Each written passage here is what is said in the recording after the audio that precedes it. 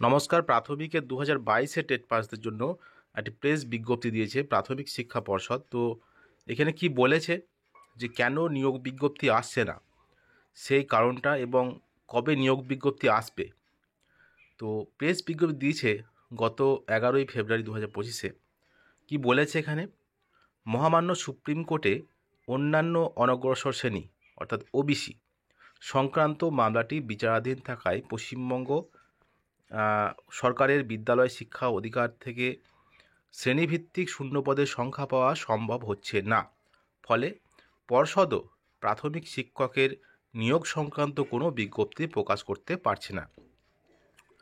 তো নিয়োগের যে বিজ্ঞপ্তি, ইন্টারভিউয়ের যে বিজ্ঞপ্তি, সেটা দিতে হলে ভ্যাকেন্সি স্টেটমেন্টটা দিতে হয়, অর্থাৎ কোন ডিস্ট্রিক্টে কত ভ্যাকেন্সি আছে এবং সেই সব ভ্যাকেন্সি একটা শ্রেণীভিত্তিক হয়, অর্থাৎ SC ST OBC A OBC B সংক্রান্ত একটা ভ্যাকেন্সি থাকে। তো সেই ভ্যাকেন্সি কিন্তু শিক্ষা যে পশ্চিমবঙ্গ সরকারের যে বিদ্যালয় শিক্ষার অধিকার থেকে সেটা পাওয়া সম্ভব হচ্ছে না, সেই শূন্যপদের সংখ্যাটা। সংশ্লিষ্ট দপ্তর থেকে শূন্যপদের সংখ্যা পাওয়া গেলেই এই নিয়োগ সংক্রান্ত বিজ্ঞপ্তি যথাসময়ে প্রকাশিত হবে। অর্থাৎ প্রাথমিকের নিয়োগের বিজ্ঞপ্তি কিন্তু যথাসময়ে প্রকাশিত হবে কি হলে না, সংশ্লিষ্ট দপ্তর থেকে শূন্যপদের সংখ্যা পাওয়া গেলে, অর্থাৎ স্কুল শিক্ষা দপ্তর থেকে। উল্লেখ্য, টেট নিয়োগের একটি অন্যতম সূচক মাত্র। নিয়োগের মোট 5টি সূচক রয়েছে, তার মধ্যে একটি সূচক হলো টেট।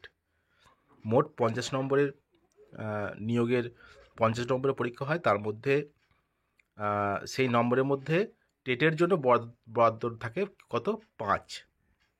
এটাই কিন্তু হয়।